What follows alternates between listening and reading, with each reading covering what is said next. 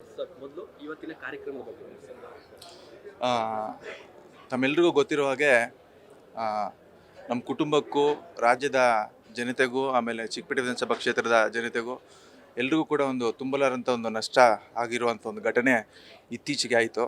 ಅದು ನಮ್ಮ ತಂದೆ, ನಮ್ಮ ನಾಯಕರಂಥ ಆರ್ ವಿ ದೇವರಾಜ್ ಅವರು ದೈವಾಧೀನರಾಗಿದ್ದಾರೆ. ಅದನ್ನು ಯಾರು ಇವತ್ತಿಗೂ ನಾವು ಯಾರು ನಂಬೋಕ್ಕೂ ಆಗ್ತಾಯಿಲ್ಲ, ಅದನ್ನು ಸಹಿಸ್ಕೊಳ್ಳೋಕ್ಕೂ ಆಗ್ತಿಲ್ಲ. ಇವತ್ತು ಈ ಕಾರ್ಯಕ್ರಮ ಬಂದು ಸವಿನೆನಪು ಕಾರ್ಯಕ್ರಮ ಅಂತ ನಮ್ಮ ತಂದೆಯವರ ಹೆಸರಲ್ಲಿ. ಅವ್ರಿಗೇನಂತಂದರೆ ನಮ್ಮ ಆಫೀಸ್ಗೆ ಅವ್ರು ಯಾರೇ ಸಿಕ್ಕರೂ ಕೂಡ ಊಟ ಮಾಡಿಸ್ಕಳಿಸ್ಬೇಕು ಅನ್ನೋದೇ ಪ್ರತಿ ಸಲನೂ ಹಂಗೆ ಇರ್ತಾಯಿತ್ತು ಅವ್ರದ್ದು. ಸೊ ಅದೇ ಅವರ ಇಚ್ಛೆಯಂತೆ ನಾವಿಲ್ಲಿ ಚಿಕ್ಕಪೇಟೆ ವಿಧಾನಸಭಾ ಕ್ಷೇತ್ರದಲ್ಲಿ ಊಟದ ಕಾರ್ಯಕ್ರಮ ಒಂದು 20-25 ಸಾವಿರ ಜನಕ್ಕೆ ಊಟದ ಕಾರ್ಯಕ್ರಮವನ್ನು ಹಮ್ಮಿಕೊಂಡಿದ್ದೇವೆ. ಅವರೆಲ್ಲ ಬಂದು ಹೊಟ್ಟೆ ತುಂಬ ಊಟ ಮಾಡಿ ನಮ್ಮ ನಾಯಕರಂಥ ಆರ್ ವಿ ದೇವರಾಜ್ ಅವರು, ನಮ್ಮ ತಂದೆಯವರಂಥ ಆರ್ ವಿ ದೇವರಾಜ್ ಅವರಿಗೆ ಸಂಪೂರ್ಣವಾಗಿ ಆಶೀರ್ವಾದ ಮಾಡಬೇಕು ಅನ್ನೋ ಒಂದು ಉದ್ದೇಶ ಇಟ್ಕೊಂಡು ಆರ್ ವಿ ದೇವರಾಜ್ ಅವರ ಕುಟುಂಬಸ್ಥರು, ಆರ್ ವಿ ದೇವರಾಜ್ ಅವರ ಅಭಿಮಾನಿಗಳು, ಅವ್ರ ಹಿತೈಷಿಗಳು, ಸ್ನೇಹಿತರು ಎಲ್ಲರೂ ಸೇರಿ ಈ ಒಂದು ಕಾರ್ಯಕ್ರಮ, ಸವಿನೆನಪು ಕಾರ್ಯಕ್ರಮ ಮತ್ತು ಊಟದ ಕಾರ್ಯಕ್ರಮವನ್ನು ಹಮ್ಮಿಕೊಂಡಿರ್ತಕ್ಕಂಥದ್ದು. ನಿಮ್ಮ ತಂದೆಯವರು ಇದ್ದಾಗ ಸಾಕಷ್ಟು ಜನರಿಗೆ ಊಟ ವ್ಯವಸ್ಥೆ ಎಲ್ಲ ಮಾಡಿ. ಹೌದು. ಮುಂದೆ ನೀವು ಕೂಡ ಇದನ್ನ ಮುಂದುವರ್ಸ್ಕೊಂಡು ಹೋಗ್ತೀರಾ? ಅಲ್ಲ, ಖಂಡಿತವಾಗಿ ಅವ್ರು ಹಾಕ್ಕೊಟ್ಟಂಥ ದಾರಿಯಲ್ಲೇ ನಾವು ನಡ್ಕೊಂಡು ಹೋಗ್ತೀವಿ, ಅದರಲ್ಲಿ ಎರಡನೇ ಮಾತಿಲ್ಲ. ನಮ್ಮ ತಂದೆಯವರು ಯಾವ ರೀತಿ ಬಡವರ ಪರ, ಹಿಂದುಳಿದ ವರ್ಗದ ಜನಾಂಗದ ಪರ, ಅಲ್ಪಸಂಖ್ಯಾತರ ಪರ, ದೀನದಲಿತರ ಪರ ಯಾವ ರೀತಿ ಯಾವುದೋ ಜಾತಿ ಭೇದ ಭಾವ ಇಲ್ಲದೆ ಎಲ್ಲ ಭಾರತೀಯರು ಅಂತ ನೋಡಿಕೊಂಡು ಯಾವ ರೀತಿ ಅವರು ಬಡವರ ಪರ ದುಡಿತಾ ಇದ್ರೋ ಅದೇ ಹಾದಿಯಲ್ಲಿ ನಾವು ಕೂಡ ನಡ್ಕೊಂಡು ಹೋಗ್ತಕ್ಕಂಥ ಸಂಪೂರ್ಣ ಪ್ರಯತ್ನ ನಾವು ಮಾಡ್ತೀವಿ ಅಂತ ಈ ಸಂದರ್ಭದಲ್ಲಿ ನಾನು ಹೇಳಲಿಕ್ಕೆ ಇಷ್ಟಪಡ್ತೀನಿ. ಹಾಗೆ ಆವತ್ತಿನ ದಿನ 1ನೇ ತಾರೀಕು ಘಟನೆ ಆಗಿದ್ದ ದಿನ ಮಾಧ್ಯಮದವರೆಲ್ಲನೂ ಯಾರು ಮಾತಾಡಲಿಕ್ಕೆ ಸಾಧ್ಯವಾಗಿರಲಿಲ್ಲ. ಮಾಧ್ಯಮದವರಾಗಿರಲಿ, ಯಾರ ಹತ್ರನೂ ಮಾತಾಡೋ ಒಂದು ಮನಸ್ಥಿತಿಯಲ್ಲಿ ನಾವು ಯಾರೂ ಇರಲಿಲ್ಲ. ಅದರಿಂದ ಈ ಸಂದರ್ಭದಲ್ಲಿ ನಾನು ಪ್ರತ್ಯೇಕವಾಗಿ ನಮ್ಮ ಕರ್ನಾಟಕ ರಾಜ್ಯ ಸರ್ಕಾರಕ್ಕೆ ಹಾಗೂ ಮುಖ್ಯಮಂತ್ರಿಗಳಿಗೆ, ಉಪಮುಖ್ಯಮಂತ್ರಿಗಳೇ ಪ್ರತ್ಯೇಕವಾಗಿ ನಾನು ಧನ್ಯವಾದಗಳನ್ನು ಸಲ್ಲಿಸಲಿಕ್ಕೆ ಇಷ್ಟಪಡ್ತೀನಿ. ಯಾಕಂತಂದರೆ ನಮ್ಮ ತಂದೆಯವ್ರಿಗೆ ಸರ್ಕಾರಿ ಗೌರವವನ್ನು ಕೊಟ್ಬಿಟ್ಟು, ಸರ್ಕಾರಿ ಗೌರವ ಗಾರ್ಡ್ ಆಫ್ ಆನರ್ ಕೊಟ್ಟು ಸರ್ಕಾರಿ ಗೌರವವನ್ನು ಕೊಟ್ಬಿಟ್ಟು ಅವ್ರಿಗೆ ಗೌರವ ನೀಡೋದಕ್ಕೆ ನಾನು, ನನ್ನ ಕುಟುಂಬದವರು, ನಮ್ಮ ಆರ್ ವಿ ದೇವರಾಜ್ ಅಭಿಮಾನಿಗಳೆಲ್ಲರೂ ಕೂಡ ಮುಖ್ಯಮಂತ್ರಿಗಳು, ಉಪಮುಖ್ಯಮಂತ್ರಿಗಳು ಹಾಗೂ ಪೊಲೀಸ್ ಇಲಾಖೆ ಆಮೇಲೆ ಎಲ್ರಿಗೂ ಕೂಡ ನಮ್ಮ ಮಾಧ್ಯಮದವರು ಸಾಕಷ್ಟು ಸಪೋರ್ಟಿವ್ ಆಗಿ ನಿಂತಿದ್ರಿ.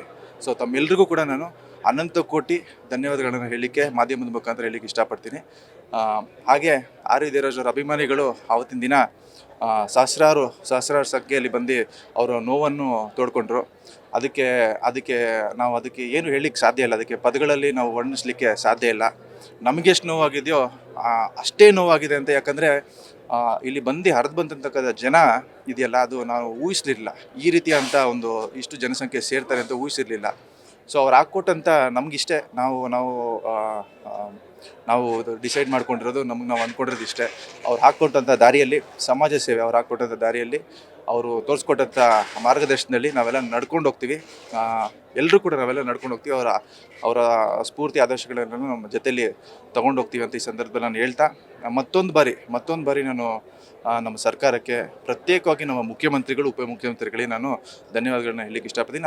ಹಾಗೆ ಎಲ್ಲ ನಾಯಕರುಗಳು, ಇದು ನಾನು ಪಕ್ಷಾತೀತವಾಗಿ ಮಾತಾಡ್ತಿಲ್ಲ, ಖಂಡಿತವಾಗಿ ಯಾರು ಪಕ್ಷಾತೀತವಾಗಿ ಮಾತಾಡ್ತಾವೆ ನೀವು ಅಂತ ಅನ್ಕೋಬೇಡಿ. ಎಲ್ಲ ಪಕ್ಷದ ನಾಯಕರುಗಳು ಕೂಡ, ಹೌದು, ಆರ್ ಅಶೋಕ್ ಸರ್ ಬಂದಿದ್ದರು, ಆಮೇಲೆ ಕುಮಾರಸ್ವಾಮಿ ಅವರು ಪೋಸ್ಟ್ ಮಾಡಿದರು. ಎಲ್ಲ ನಾಯಕರುಗಳು ಕೂಡ ಬಂದ್ಬಿಟ್ಟು ಅವರ ಗೌರವವನ್ನು ನಮ್ಮ ತಂದೆಯವ್ರ ಮೇಲೆ ತೋರಿಸಿದ್ದಕ್ಕೆ ಅವ್ರಿಗೂ ಕೂಡ ಎಲ್ರಿಗೂ ನಾನು ಧನ್ಯವಾದಗಳನ್ನ ಹೇಳಲಿಕ್ಕೆ ಇಷ್ಟಪಡ್ತೀನಿ. ನನ್ನ ಪರವಾಗಿ, ನನ್ನ ಕುಟುಂಬದ ಪರವಾಗಿ ಧನ್ಯವಾದಗಳು ಹೇಳಲಿಕ್ಕೆ ಇಷ್ಟಪಡ್ತೀನಿ. 28ರಲ್ಲಿ ತಾವೇನಾದರೂ ಕೂಡ ಸ್ಪರ್ಧೆ ಮಾಡ್ತಾರೆ? ಅದೇ ನಮ್ಮ ಪಾರ್ಟಿ ಹೈಕಮಾಂಡ್ ಪಾರ್ಟಿ ಸರ್. ನಮ್ಮ ತಂದೆಯವರು ಬಂದ್ಬಿಟ್ಟು ಕಾಂಗ್ರೆಸ್ ಪಕ್ಷದ ಒಂದು ನಿಷ್ಠಾವಂತ ಕಾರ್ಯಕರ್ತರು. ನಾನು ಸಡನ್ನಾಗಿ ಇವತ್ತು ನಾಳೆ ಬಂದ್ಬಿಟ್ಟು ಚುನಾವಣೆಗೆ ಹೋಗ್ಬಿಡ್ತೀನಿ, ಈ ಥರ ಆಗಿದೆ, ಆ ಥರ ಅಲ್ಲ ಸರ್. ನಾನು ಕಾಂಗ್ರೆಸ್ ಪಕ್ಷದ ನಿಷ್ಠಾವಂತ ಕಾರ್ಯಕರ್ತನೇ. NSY ಯೂತ್ ಕಾಂಗ್ರೆಸ್ಸು 2 ಬಾರಿ ಯೂತ್ ಕಾಂಗ್ರೆಸ್ ನಮ್ಮ ಅಸೆಂಬ್ಲಿಯಲ್ಲಿ ಅಧ್ಯಕ್ಷ ಆಗಿದ್ದೆ. 1 ಬಾರಿ ಪಕ್ಷ ನನಗೆ ಅವಕಾಶ ಕೊಡ್ತು, ಜನರ ಆಶೀರ್ವಾದ ಮಾಡಿ ನಾನು ಕಾರ್ಪೊರೇಟ್ರು ಕೂಡ ಆಗಿದ್ದೆ. ಮುಂದಿನ ದಿನಗಳಲ್ಲಿ ಯಾವ ರೀತಿ ಅವಕಾಶ ಬರುತ್ತೆ ಅನ್ನೋದ್ರ ಬಗ್ಗೆ ಅದು ಪಕ್ಷ ನಿರ್ಧಾರ ಮಾಡುತ್ತೆ. ನನ್ನ ಹಿರಿಯರು, ಆರ್ ವಿ ದೇವರಾಜ್ ಅವರ ಬೆಂಬಲಿಗರು, ಆರ್ ವಿ ದೇವರಾಜ್ ಅವರ ಹಿತೈಷಿಗಳು ಅವರೆಲ್ಲ ನಿರ್ಧಾರ ಮಾಡ್ತಾರೆ. ಆಮೇಲೆ ನನ್ನ ಪಕ್ಷ ನಿರ್ಧಾರ ಮಾಡುತ್ತೆ. ಎಲ್ಲದಕ್ಕಿಂತ ಪ್ರಮುಖವಾಗಿ ಪಕ್ಷ ನಿರ್ಧಾರ ಮಾಡಬೇಕು. ಪಕ್ಷ ನಿರ್ಧಾರ ಮಾಡ್ತೀವಿ. ಪಕ್ಷನೇ ನಮಗೆ ತಾಯಿ ಇದ್ದಾಗೆ. ಯಾಕಂದರೆ ನಮ್ಮ ತಂದೆಯವ್ರು ಬಂದ್ಬಿಟ್ಟು, ನಮ್ಮ ತಂದೆಯವ್ರನ್ನ ಗುಡಿಸಿ ರಾಜಕೀಯಕ್ಕೆ ಒಂದು ದಾರಿ ಹಾಕಿಕೊಟ್ಟಿದ್ದು ಬಂದ್ಬಿಟ್ಟು ರಾಜೀವ್ ಗಾಂಧಿರವ್ರನ್ನ ನಾವು ಯಾವತ್ತೂ ಮರೀಲಿಕ್ಕೆ ಸಾಧ್ಯ ಇಲ್ಲ. ಸೊ ಅವರು ನಮ್ಮ ಮೊದಲು ಈ ಕಡೆ ಪ್ಯಾಲೇಸ್ ಗ್ರೌಂಡ್ಗೆಲ್ಲ, ಆವಾಗ ನಾನು ಇನ್ನೂ ಚಿಕ್ಕ ಹುಡುಗ, ನನಗೆ ಗೊತ್ತಿಲ್ಲ, ಬಟ್ ಎಲ್ಲ ಹೇಳ್ತಾರೆ, ಪ್ಯಾಲೇಸ್ ಗ್ರೌಂಡ್ ಒಂದು ಕಾರ್ಯಕ್ರಮಕ್ಕೆ ಬಂದಾಗ ನಮ್ಮ ತಂದೆಯವರೆಲ್ಲ ದೊಡ್ಡ ಹಾರಗಳೆಲ್ಲ ಮಾಡಿಸ್ಕೊಂಡೋಗಿ ಹಾಕುವಾಗ ಬಡ ಬಡ ಬಡ ಫೂಲ್ ಬಡ ಫೂಲ್ ವಾಲ ಬಡ ಫೂಲ್ ವಾಲ ಬಡ ಫೂಲ್ ವಾಲ ಅಂತ ರಾಜೀವ್ ಗಾಂಧಿ ಸಾಹೇಬರು ಹೇಳೋದು ಅಂತ ನಮ್ಮ ತಂದೆಯೂ ನಂಗೆ ಸಾಕಷ್ಟು ಸಲ ಹೇಳಿದ್ದಾರೆ. ಅದು ನೀವು ಫೋಟೋಸ್ ಎಲ್ಲ ಇದೆ, ಅದೆಲ್ಲ ನೋಡ್ಬೋದು. ಸೊ ಅವರು ನಮಗೆ ಹಾಕ್ಕೊಟ್ಟಂಥ ಒಂದು ದಾರಿ. ಸೊ ಅವರು ಯಾವತ್ತೂ ಅಷ್ಟೇ ಎಲ್ಲ ಬಡವ್ರ ಪರವಾಗಿ ನಿಂತವ್ರು. ರಾಜೀವ್ ಗಾಂಧಿ ಸರ್ ಆಗಲಿ ಅಥವಾ ನಮ್ಮ ಕಾಂಗ್ರೆಸ್ ಪಕ್ಷ ಆಗಲಿ ಅದೇ ದಾರಿಯಲ್ಲಿ ನಾವು ಕೂಡ ನಡ್ಕೊಂಡು ಹೋಗ್ತೀವಿ. ನಮ್ಮ ತಂದೆಯವರೊಂದು ನಿಷ್ಠಾವಂತ ಕಾರ್ಯಕರ್ತರು. ಅವ್ರು ಹಾಕ್ಕೊಟ್ಟಂಥ ದಾರಿಯಲ್ಲಿ ನಡ್ಕೊಂಡು ಹೋಗ್ತೀವಿ. ಈಗ ಮುಂದಿನ ದಿನಗಳಲ್ಲಿ ನಾನು ಚುನಾವಣೆ ನಿಲ್ತೀನೋ ಬಿಡ್ತೀನೋ ಅದೆಲ್ಲ ಬಂದ್ಬಿಟ್ಟು ದೇವ್ರ ಇಚ್ಛೆ, ನಮ್ಮ ತಂದೆಯವರ ಆಶೀರ್ವಾದ, ಪಕ್ಷದ ಆಶೀರ್ವಾದ, ನಮ್ಮ ನಾಯಕರುಗಳ ಆಶೀರ್ವಾದ, ನಮ್ಮ ಜನರ ಆಶೀರ್ವಾದ, ಅದ್ರ ಮೇಲೆ ಅದು ಡಿಪೆಂಡ್ ಆಗುತ್ತೆ ಸರ್. ಚಿಕ್ಕಪೇಟೆಯಲ್ಲಿ ಕಾಂಗ್ರೆಸ್ ಇವತ್ತು ಇದೆ ಅಂತಂದ್ರೆ ನಮ್ಮ ತಂದೆಯವರೇ ಕಾರಣ.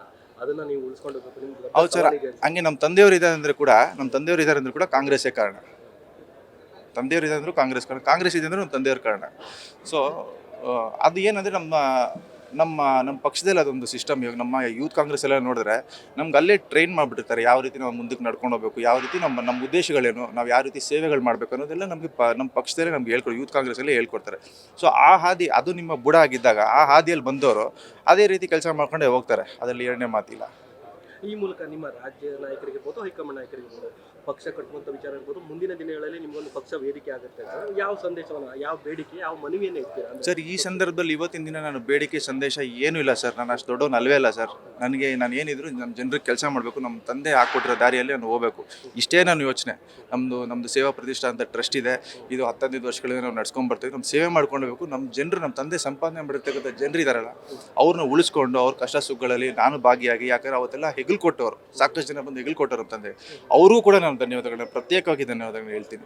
ಯಾಕಂದರೆ 2018 ಮತ್ತು 2023 ಎಲ್ಲಿ ಎಡವಿದ್ದು ಅನ್ನೋದು ತಮ್ಗೆ ಗೊತ್ತಾಗಿದೆಯಾ? ಹೌದು, ಖಂಡಿತ ಗೊತ್ತಾಗಿದೆ ಸರ್. ಸರಿ ಮಾಡ್ಕೊಂಡು ಹೋಗ್ತೀರಾ? ಅದು ಸರಿ ಮಾಡ್ಕೊಂಡು ಅದು ನೋಡಿ ಸರ್, ನಮ್ಮ ತಂದೆಯವರು ಇರೋ ವಿಚಾರ ಹೇಳಬೇಕು. ನಮ್ಮ ತಂದೆಯವರು ಗೆಲ್ಲುವಂಥ ಕ್ಯಾಂಡಿಡೇಟ್. ಅದರಲ್ಲಿ ಸರ್ವೆ ಎಲ್ಲ ಕಡೆ ನೋಡ್ಬೋದು, ಪಕ್ಷದಲ್ಲೂ ಗೊತ್ತು, ಎಲ್ರಿಗೂ ಗೊತ್ತು ನಮಗೆ.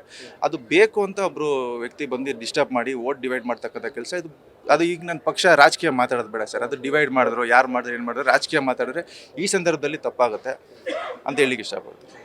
ಪಕ್ಷ ಹೇಗಿರುತ್ತೋ ಹಾಗೆ ನೀವು ನೋಡ್ಕೊತೀರಾ? ಹೌದು, ಪಕ್ಷದ ಆದೇಶನೇ ನಮ್ದು ಅಂತಿಮ.